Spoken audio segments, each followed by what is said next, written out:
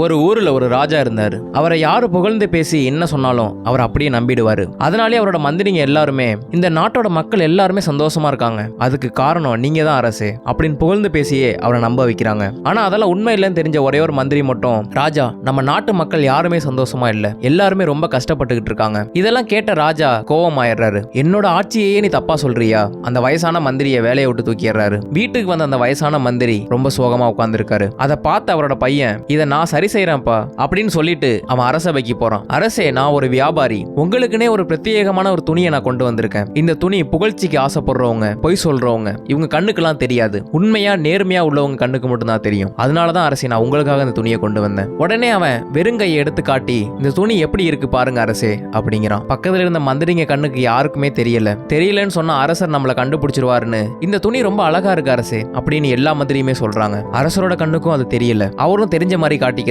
அரசர் அந்த ட்ரெஸ் போட்டிருக்கதா நினைச்சு மக்கள் முன்னாடி வந்து பேசுறாரு. ஆனா அரசர் ட்ரெஸ்ஸே போடல. அதை பார்த்து அந்த நாட்டு மக்கள் எல்லாருமே சிரிக்க ஆரம்பிக்கிறாங்க.